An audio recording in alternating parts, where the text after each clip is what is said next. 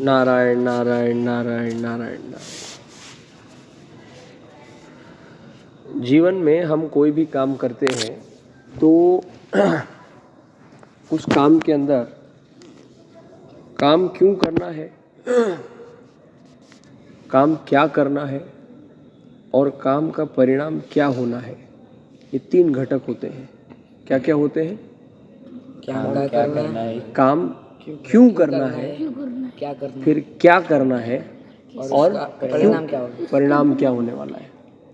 तीन बातें होती है। पहला प्रश्न है क्यों करना है। वो काम आरंभ होने के पहले होना चाहिए। काम आरंभ होने के पहले होना चाहिए विचार क्यों करना है। फिर क्या करना है, जब हम उसको कर रहे हैं तब जिसका उसका प्लान होता है, लेआउट होता है, वैसा किस प्रकार से करना है, क्या करना है, कैसे करना है, ये चर्चा काम करते समय होनी चाहिए। और उसका परिणाम क्या हो रहा है अथवा क्या होगा, वो करते करते जब हम उसके अंतिम भाग में पहुंचते हैं तो वो जब हमको परिणाम दिखता है तब उसके ऊपर विचार होना चाहिए। उसको सुधारना, गलती कम ज़्यादा और बढ़िया, ये सब विचार होना चाहिए।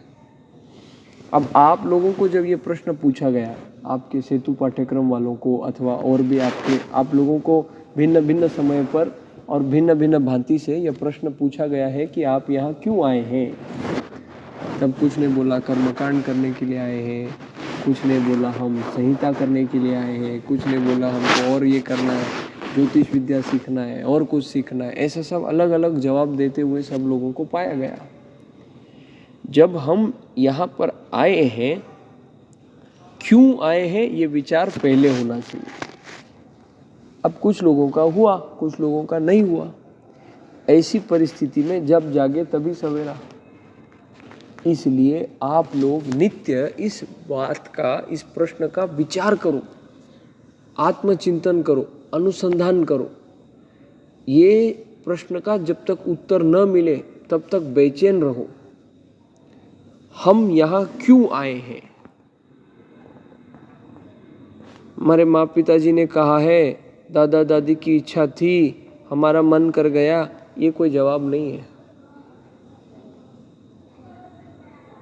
हम यहाँ क्यों आए हैं, इस प्रश्न को रोज खुद को 10 बार कांच में खड़ा होकर के अथवा कहीं पे भी सामने स्वयं को ये पूछो। संध्या के बाद खुद को ये प्रश्न पूछो, हम यहाँ क्यों आए हैं। इसके ऊपर सोचो, सपने में सोचना आना चाहिए। इतना सोचो, यहाँ हनुमान जी के सामने आके बैठो। हनुमान जी महाराज बुद्धि के देवता हैं।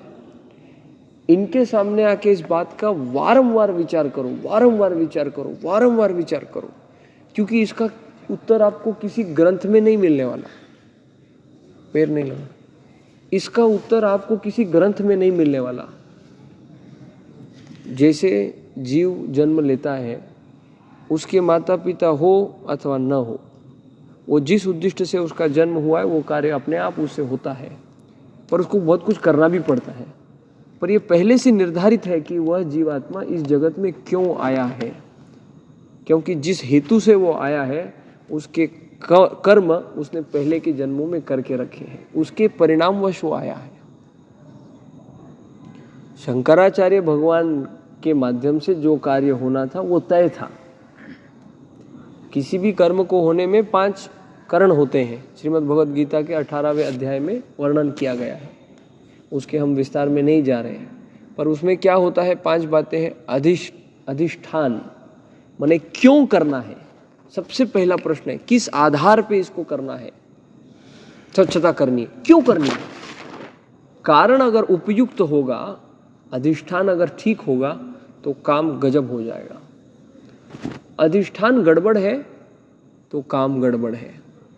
आप अन्यथा न माने, आप लोग सीख तो रहे हैं, वेद पाठी बन तो रहे हैं, पर आप क्या खरे अर्थ में वेद पाठी बन रहे हैं क्या।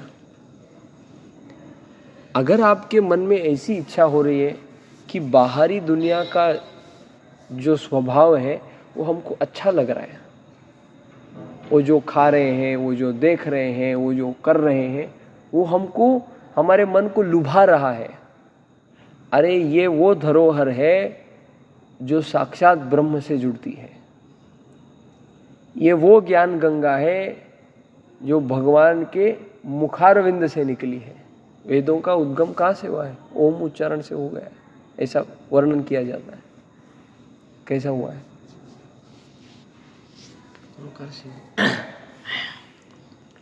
इस जगत में जो कुछ भी है वो ओंकार से हुआ है।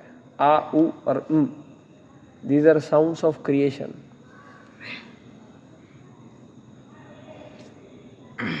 तो अधिष्ठान के बिना काम आगे नहीं बढ़ता है। फिर दूसरा कारण क्या है? कौन कर रहा है, कर्ता कौन है? आई बात समझ में? एक मंत्र आप बोलेंगे विद्यार्थी के भांति, और वही मंत्र अगर स्वामी जी बोलेंगे तो फर्क पड़ेगा कि नहीं पड़ेगा? वो स्वामी जी बोल रहे हैं ना, तो कर्ता पुरुष कौन है उसके ऊपर से रिजल्ट का फर्क पड़ता है। फिर तीसरा, उसके पास क्या संसाधन है, उसके पास क्या संसाधन है, मतलब क्या? एक ऐसा विद्यार्थी है जिसको सिखाने के लिए कोई नहीं है, महाकवि कालिदास जी के जैसा समझ लो। गुरुजी ने बोला ऐसा विद्यार्थी है जिसको सिखाने के लिए कोई नहीं है, बेचारा परम दरिद्र नारायण है, उसके पास पुस्तक नहीं है, परंतु वो मेहनत करके अगर सीखता है ऐसे स्थिति में भी, और उसी के बराबरी में एक ऐसा विद्यार्थी है जो अच्छे कुल में जन्म लिया हुआ है, आचार विचार संपन्न परिवार में से उत्पन्न हुआ है, उसके बावजूद वो नहीं कर रहा है, तो कीर्ति किसकी हो जाएगी? किन संसाधनों के माध्यम से आपने किया है? जब आपके पास संसाधन ज़्यादा है, रिसोर्सेज ज़्यादा है, आपके पास सुविधा ज़्यादा है, तो आपसे अपेक्षा भी ज़्यादा है परिणाम की।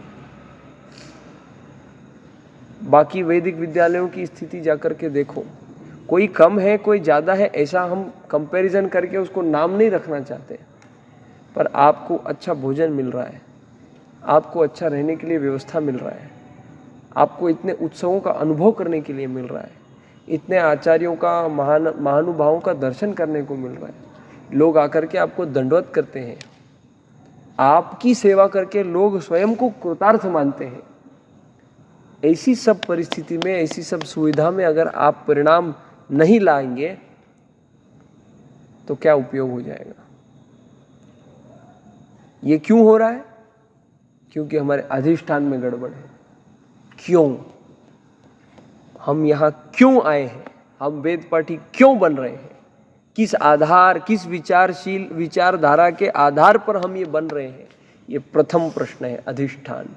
दूसरा, कौन कर रहा है? तीसरा क्यों करना है? अभी मैंने बताया परिणाम क्या? करता। अभी हाँ, कर्ता कौन है ये दूसरा हो गया। तीसरा है संसाधन क्या है। चौथा है प्रयत्न कितना कर रहा है। इधर आपके सामने सबसे बढ़िया जो ग्रंथों का है पूरा इतना बड़ा लाइब्रेरी है, पर आप उस संसाधन का उपयोग नहीं कर रहे, चेष्टा नहीं कर रहे, प्रयत्न नहीं कर रहे, मेहनत नहीं कर रहे, परिश्रम नहीं कर रहे, पुरुषार्थ नहीं कर रहे, प्रयत्न नहीं कर रहे, तो क्या उपयोग है संसाधन को? क्या उपयोग है? आप बहुत विद्वान व्यक्ति हैं तो भी आपने पढ़ा ही नहीं तो आपको आएगा कहाँ से? तो चौथी बात क्या है? प्रयत्न। पहली बात किस आधार पे, दूसरा कौन कर रहा है, तीसरा परिणाम संसाधन, चौथा प्रयत्न, और पांचवा वस्तु जो है, पांचवा जो करण है उसको बोलते हैं दैव। हम हमारा सारा जीवन उस दैव के आधार पे ही 100% जीना चाहते हैं। वो किसके लिए लागू है? जिसने अपना पूरा जीवन भगवान को समर्पित कर दिया है, जाए विधि राखे राम ताए विधि रहिए, उसके लिए है वो। उसे कोई अपेक्षा नहीं है क्योंकि उसका परम कर्तव्य वही है, भगवान में लग गया वो। पर सामान्य व्यक्ति के लिए, सब जो इतना महान भक्त नहीं है अथवा भगवान को इतना स्वयं को सुपुर्द नहीं किया है, ऐसे उसके लिए दैव का जो टैली है वो केवल 1/5 है, केवल 20% है। हमने क्या किया है? माझं नशीबच बेकार है, उन नसीब को कोसते रहते हैं जिंदगी भर। नसीब हमारा प्रारब्धों से है, प्रारब्ध का रोल केवल 20% है। तो ये 5 करण से किसी भी कर्म का परिणाम निश्चित होता है। ये श्रीमद् भगवद गीता में भगवान ने अर्जुन को 18वें अध्याय के अंतिम श्लोकों में उपदेश किया है। आप यहां उसमें सबसे पहली बात क्या है? वारंवार उसी चीज को कह रहा हूं। पहली बात यह है अधिष्ठान। हम यहां क्यों आए हैं? वेद सीखने के लिए क्यों आए हैं? वेद क्यों सीखना है? क्यों इतने 40 वेद विद्यालय खोल करके माथापची कर रहे हैं, गांव भर घूमते रहते? स्वामी जी क्यों कर रहे हैं ये प्रयत्न? वेदों का रक्षण क्यों होना चाहिए? आप इसको परीक्षा के भांति देखते हैं, आप इसको एक कंपटीशन के भांति देखते हैं, आप इसको मुद्रिका के अथवा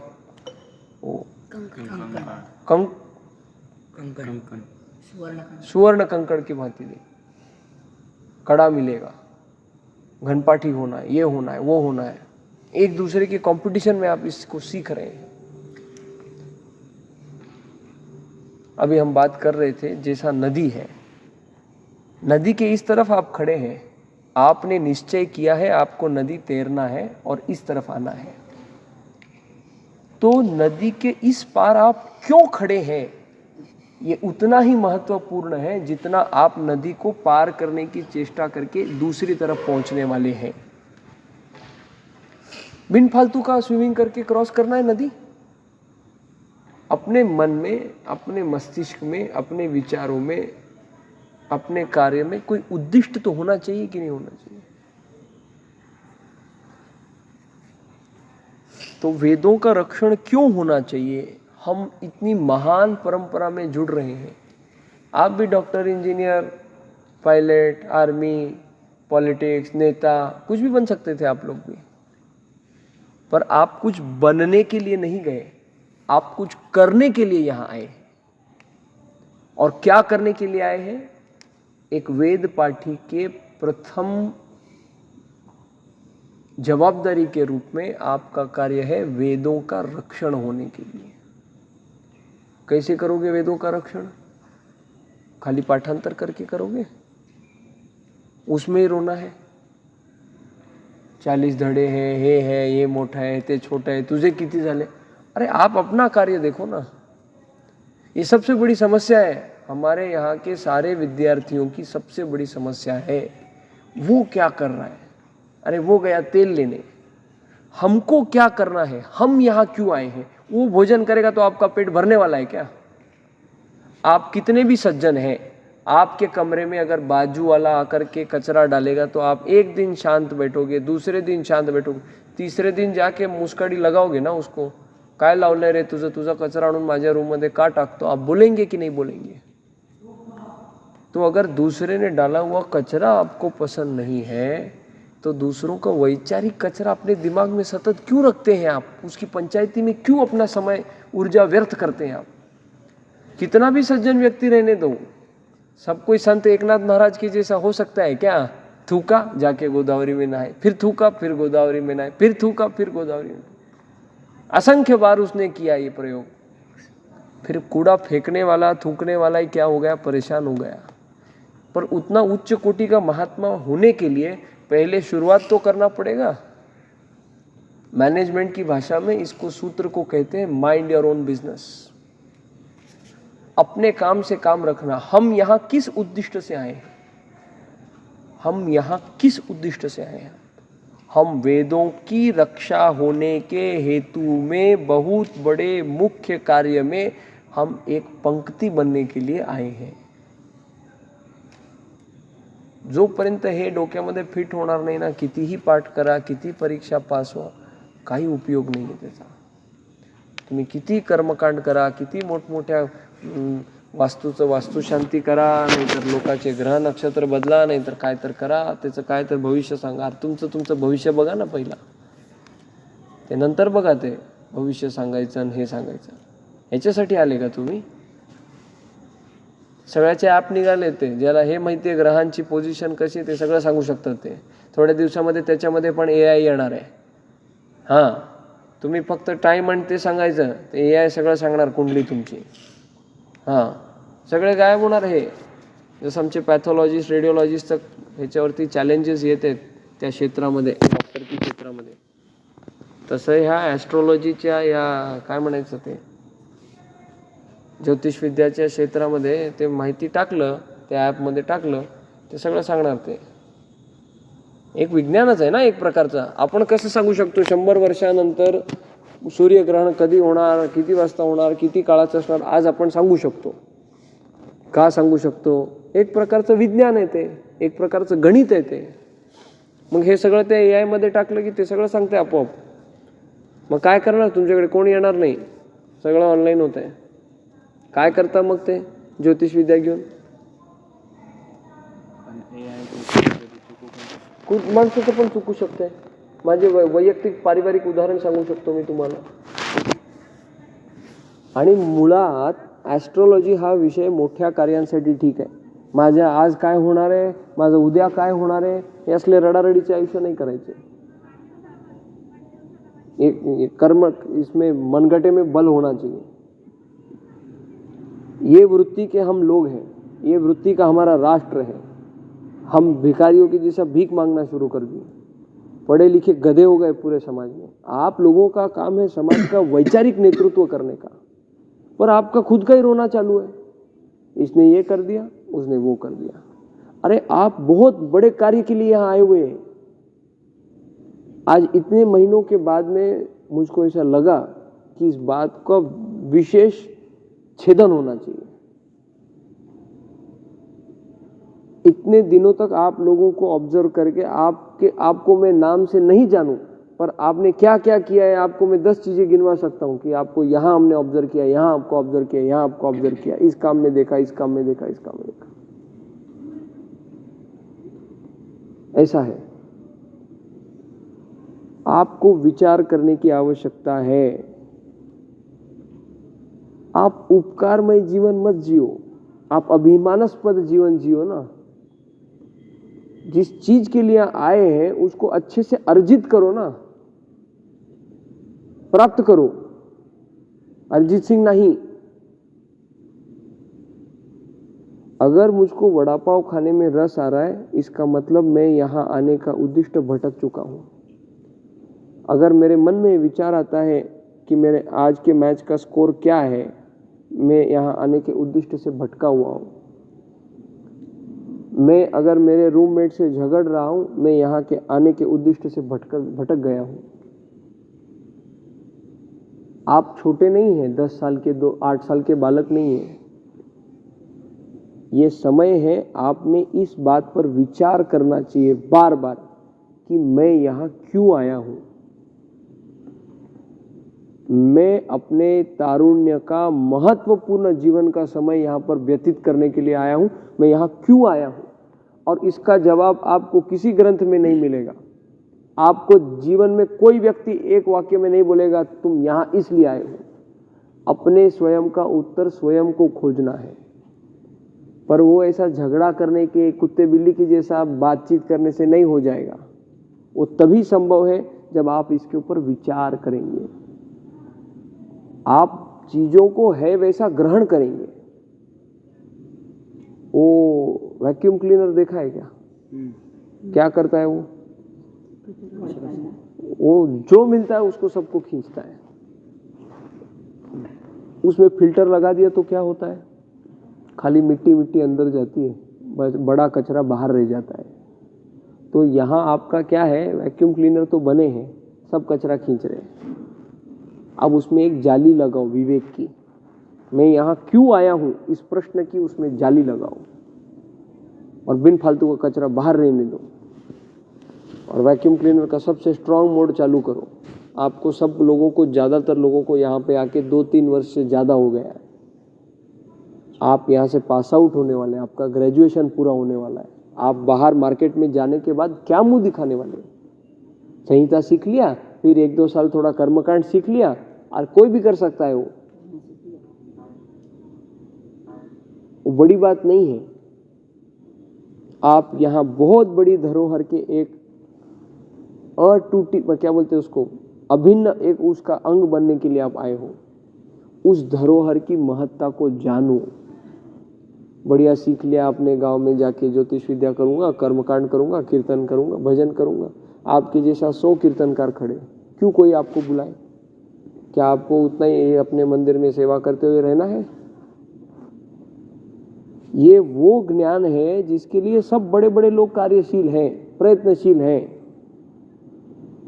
आप इतने बड़े राष्ट्र के अंदर हैं, आपके मन में क्यों नहीं संकल्प आता, अरे यार इस राष्ट्र में हम हैं, कहीं बर्फ गिरती है, कहीं बारिश गिरती है, कहीं जंगल है, कहीं रेगिस्तान है, कहीं समुद्र है, इसको देखूं तो सही। आप अपने क्षेत्र की बात करो। आपके मन में क्यों नहीं विचार आता कि मैं भारत के चारों कोनों में जाकर के वेद विद्यालयों का दर्शन करके आऊं, देखूं तो सही मैं पूरे पानी में मैं कहां पे हूं, where I stand in the map. अपना दृष्टिकोण व्यापक करो ना। क्यों आपके मन में ये विचार नहीं आता? मैं विद्वानों को मिलूं तो सही, आचार्यों का चरण का सानिध्य लेऊं तो सही, देखूं तो सही, पढ़ूं तो सही। ये तब तक ये सारे विचार नहीं आएंगे जब तक आप क्यों खुद को क्यों नहीं पूछोगे। आप क्यों आए पता है आपको?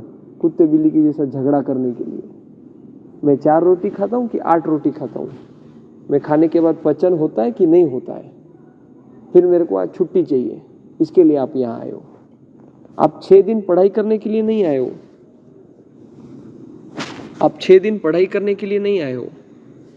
आप 7वें दिन की छुट्टी के लिए आए हो यहाँ पे। जब तक आप इस वर्क हॉलिडे साइकिल, काम और छुट्टी के इस बंधन में से, इस द्वंद्व में से, इस झगड़े में से बाहर नहीं निकलेंगे ना, तब तक आपका कल्याण कोई नहीं कर सकता। अरे जिस कार्य के साथ आपने जीवन व्यापन करना है, आपका ब्याह हो गया वेदों के साथ, उसमें आप काम है कि छुट्टी है ऐसा देखेंगे तो कैसा काम हो जाएगा?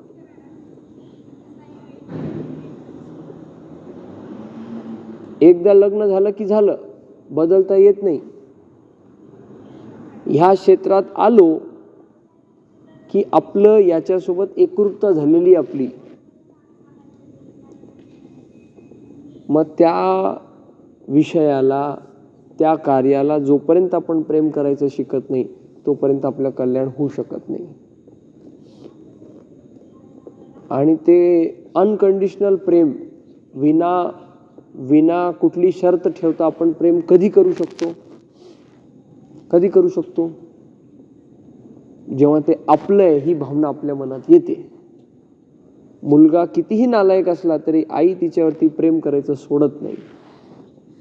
माझं पोरगं आहे, माझं पोरगं आहे करत असते का नाही ती? हे माझं ममत्व व्हावं तुम्हाला तुमच्या या कामाबद्दल, मनामध्ये या विषयाबद्दल ममत्व व्हावं। आणि या खूप मोठ्या परंपरेशी मी जुडलेलो आहे। ज्ञानाचा हा मोठा झरा आहे आणि ही ज्ञानगंगाची दिशा मला अख्ख्या जगाला दाखवायची आहे। जोपर्यंत तुम्ही स्वतःला असं जबाबदार करत नाही तोपर्यंत काही उपयोग नाही आहे।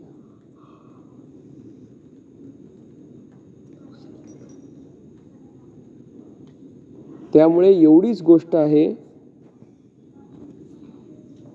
की तुम्ही याच्यावर विचार केला पाहिजे आणि पुढल्या वेळेस जेव्हा आपली भेट होणार आहे तोपर्यंत ह्याच्यावरती चांगले उत्तर तुम्हाला विचार करून आलेच पाहिजेत।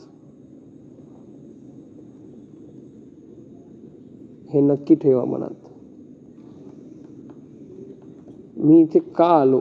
सकाळ संध्याकाळ झोपताना, जेवताना, बसताना, बाथरूममध्ये, टॉयलेटमध्ये, ब्रश करताना हे विचार करा 100दा, मी इथे का आलो? मी का या वैदिक परंपरेमध्ये जुडलोय?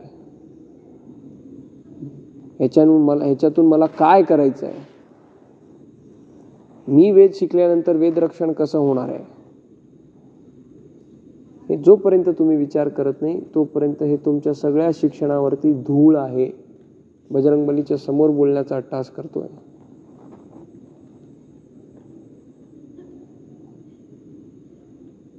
मला सांगा, हनुमानजी मध्ये खूप ताकद होती, पण त्यांना माहीतच नव्हतं माझ्यामध्ये ताकद आहे.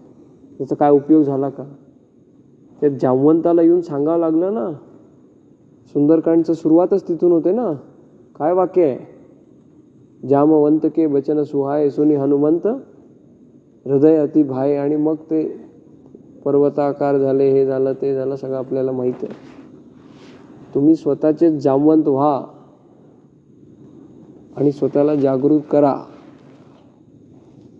मोबाईलच बघतो, गप्पाच करतो, हेच करतो, बाहेरच जातो, कॉफीच पितो, हे सगळ्या तामसी वस्तू आहेत. कशाचीच आवश्यकता नाही आहे. जोपर्यंत या सगळ्याचा आपण विचार करणार नाही, तोपर्यंत आपलं कल्याण होऊ शकणार.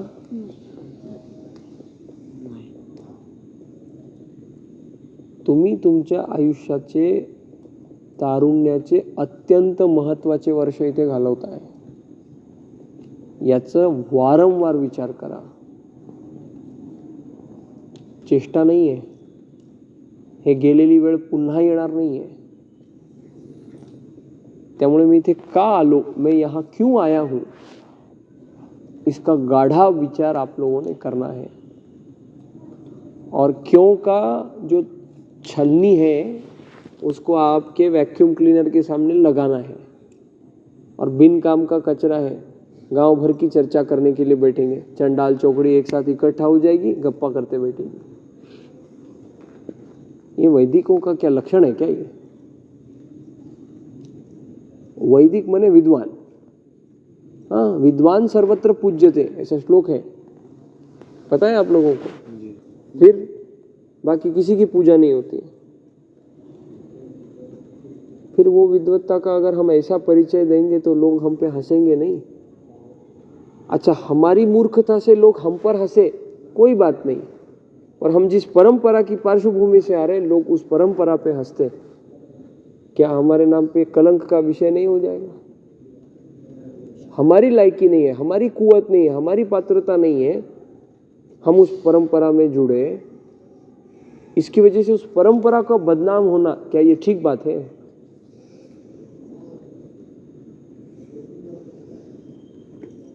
इसलिए इस विषय पे गंभीरतापूर्ण विचार करिए.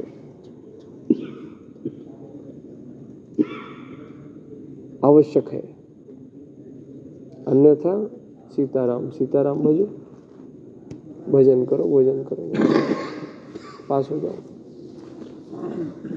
तो आशा है हमारे मन की तड़मड़ आप तक पहुंची है, और अगले सप्ताह में जब आपकी हमारी भेंट वार्ता हो जाएगी, तब इसके ऊपर कुछ आप अच्छी बात हमको बतलाएंगे. ऐसी आशा, आकांक्षा, मनीषा, इच्छा व्यक्त करते हुए अपने वाणी को विराम देते हैं. नारायण नारायण नारायण नारायण.